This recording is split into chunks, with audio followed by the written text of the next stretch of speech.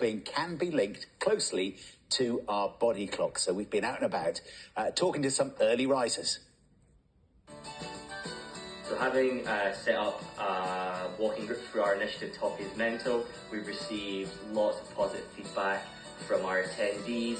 They're telling us about how the getting up early on a Sunday morning, go for a walk around parks in Glasgow has had just such a positive effect on their mental and physical health. Something that's really important to me is that getting up in the morning and being active is really important for my mental health, and I think that it's something that everybody should really have access to.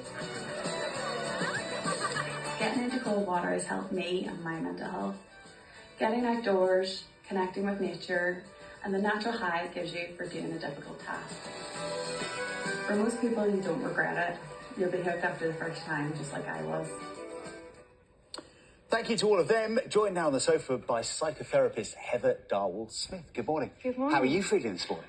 Well, it's an early start. So therefore, brilliant. Theoretically, if you're a morning person, but as a night owl, for me, it's a little tricky. Oh, that's interesting. Yeah. But you're in the minority, according to this study, because it says that most of us, not everybody, but most of us peak about now between 6 a.m. and 8 a.m. What do you think?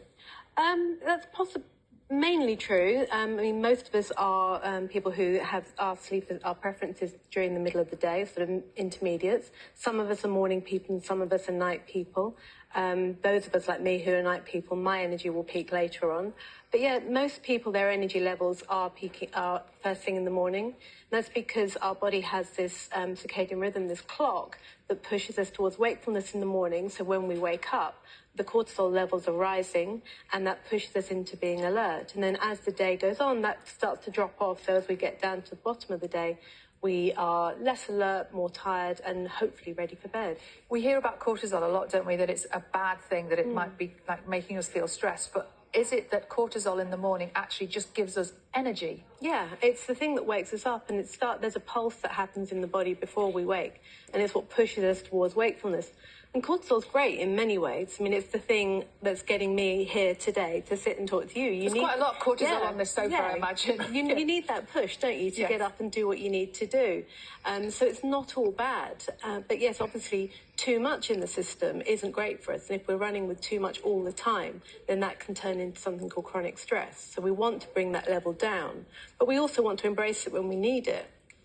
I'm interested to know how that's affected by age as well during life, because very often older people might wake up earlier, teenagers struggle to get out of bed before lunchtime. Is that scientifically proven? Yeah, definitely. We've all got a clock.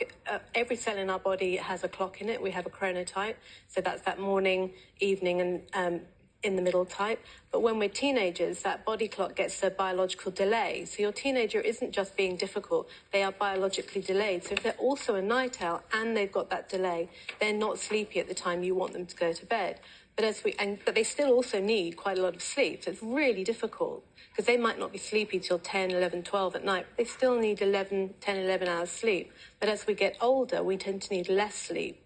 And we do shift a little bit in those clocks, but it's a difficult one. So if you're screaming at your kids right now to get out of bed to go to school, now you know why. Yeah. And if you are maybe not a morning person, but you would like to become more of a morning person, what are the practical things we can do first thing to lift our mood, to make us feel a bit better?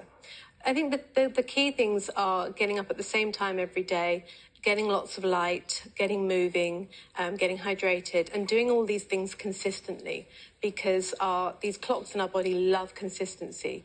And the big thing that resets us, of course, is light. So if we can get up at the same time every day, get lots of light. Go outside? Yeah, if we can. I mean, it's difficult, obviously, this time of year, it's quite dark still, but getting all the lights on, using daylight lights, that tells the body and the brain it's time to wake up, and all these clocks respond to that. All these clocks, that's really interesting, our body is full of clocks. Yeah. We are incredibly routine-based. So anything that we can do to keep that routine consistent, the body will respond. There's quite a lot of social media chat at the moment about morning routines, like consistent morning routines, and some of them are frankly terrifying, you know? Like what sort of stuff? Yeah, get up 2 hours early, do an hour on an exercise bike, get outside, meditation, breathing, yoga, stretching, green juice. You can almost maybe, I wonder, stress yourself a little bit more by thinking about it too much. Yeah. And that's definitely can become quite problematic, especially if that's not your body type. I really think it's much better to go with a more natural flow, not because anything we do under effort, that's creating stress in itself, it's creating a tension. So if we can just ease off a little bit and do what works and not be quite so militaristic about it, I think we get a less stress in the picture. Really interesting. Heather, thank you so much. And thank you for all your comments as well about this. Sarah's in touch from West Sussex. She has a busy start to her morning every day. She goes for, she's one of those people you're talking about. She does an hour-long cycle, then she jumps in the shower, switches hot to cold water for the last minute, and she says that makes her feel positive and zingy. And it does work. That does work for some people, so that is great. Getting outside is important to Jane in West Yorkshire. She says walking with her dog is her happiest time of day. Mark in Plymouth says he really struggles, though, in the morning. He says he feels that he's worst at this time of day and needs his cats to wake him up. Oh, but that's probably quite a nice way to wake up with your cats.